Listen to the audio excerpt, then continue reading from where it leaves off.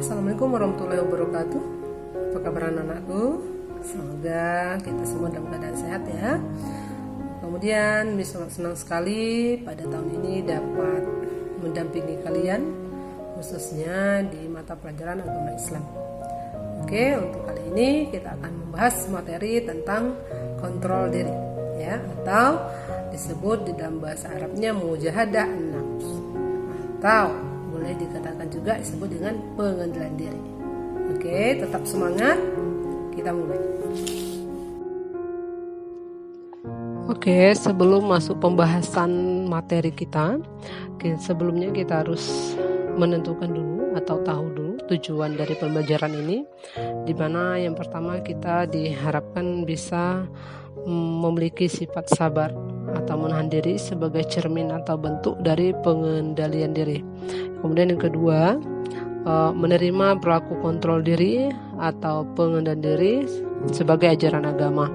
Kemudian yang ketiga, menyebutkan terjemahan Quran Surah Al-Anfal ayat 72 sebagai dalil nakli dari perilaku tersebut. Kemudian yang keempat, kita bisa memahami isi kandungan dari ayat tersebut, di mana dari isi kandungan tersebut kita diharapkan dapat memiliki sikap tanggung jawab, peduli, responsif, dan santun dalam memahami manfaat dari pengendalian diri dan hikmah kontrol diri dalam kehidupan sehari-hari. Oke, sekarang kita masuk pada bab pembahasan, yaitu pengendalian diri. Dalam bahasa Arabnya adalah mujahadah nafs, di mana di sini ada pengertian ya.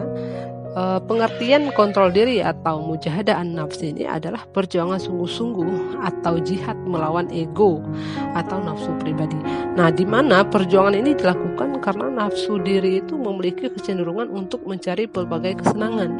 Nah, siapapun yang gemar menuruti apa saja yang diinginkan oleh hawa nafsunya, maka sesungguhnya ia telah tertawan dan diperbudak oleh nafsunya itu.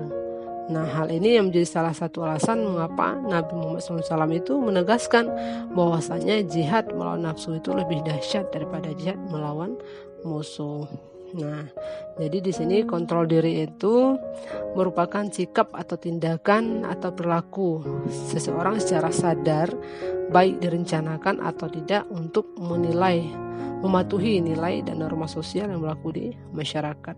Nah, jadi dengan demikian aspek ini sangat penting dalam kehidupan manusia, karena sebenarnya musuh yang terbesar dalam diri manusia itu berada di luar diri manusia, akan tapi justru berada dalam diri manusia itu sendiri. Oke, kembali kepada slide berikutnya, yaitu Quran Surah Al-Anfal ayat 72, dalil nakli dari sikap kontrol diri atau mujahadah nafs. Di mana di sini memang ada poin membaca, menerjemahkan, menganalisis ayat. Tapi kita langsung masuk pada menganalisis ayat. Kenapa? Karena kembali ke tujuan utama, bahwasanya pengendalian diri itu yaitu untuk memperoleh keberhasilan, kemajuan, dan kebahagiaan dalam diri manusia itu sendiri. Memang kita dituntut untuk bisa menahan diri dari belenggu hawa nafsu duniawi yang berlebihan. Kemudian juga kita bisa mengambil kandungan ayat di situ. Poin-poinnya ada, kita bisa bersifat sabar dalam menerima musibah, terhindar dari sifat atau penyakit hati. Kemudian juga bisa menjaga diri hingga tidak terisolasi dari atau dalam masyarakat. Nah, sekarang timbul pertanyaan, mengapa perlu pengendalian diri? Nah, sebagaimana kita ketahui bahwasanya hawa nafsu itu kan cenderung menjadikan manusia kepada perkara yang disukai dirinya. Nah, ini lemahnya keimanan dan pemahaman agama akan mengakibatkan manusia itu mudah marah, yang kemudian mengakibatkan membutakan hati manusia itu sendiri.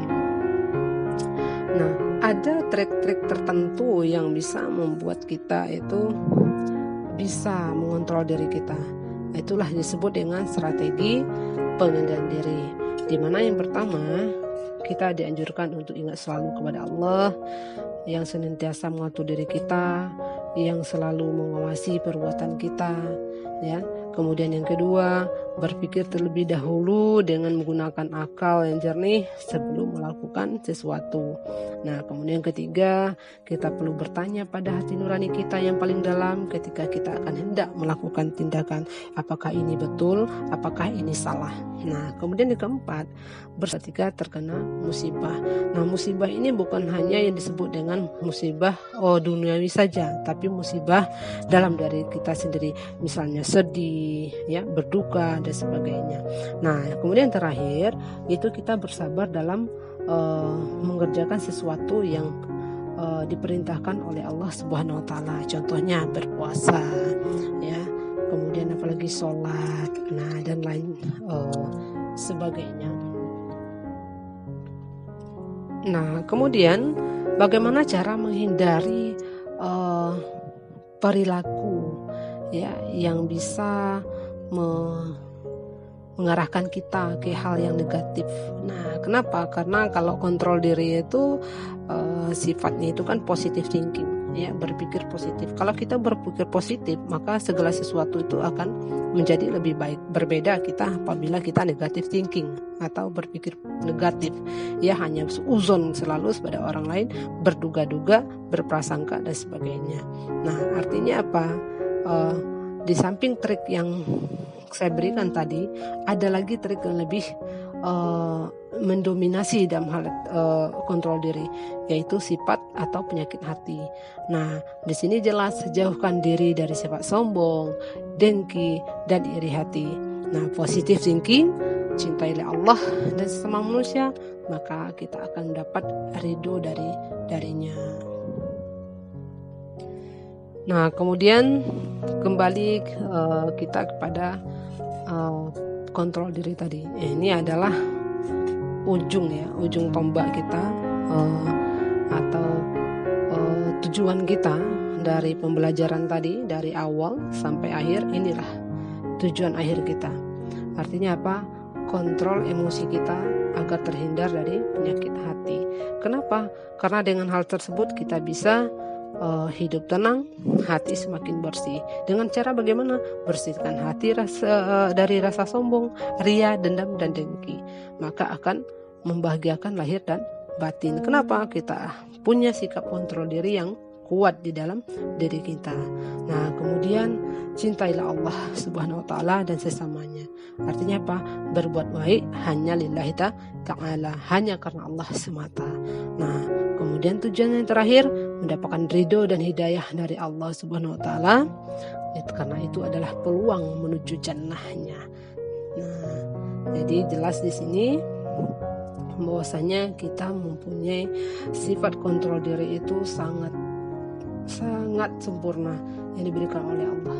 Apabila kita mengaplikasikannya dalam kehidupan sehari-hari, maka kita menjadi manusia yang sempurna, manusia yang beriman, yang dicintai oleh Allah dan sesama. Nah, kemudian terakhir, semoga ada hikmahnya dan semoga ada manfaatnya. Kita akan ketemu lagi di dalam materi yang berikutnya, dan semoga kita tetap semangat walaupun online. Assalamualaikum warahmatullahi wabarakatuh. See you next time.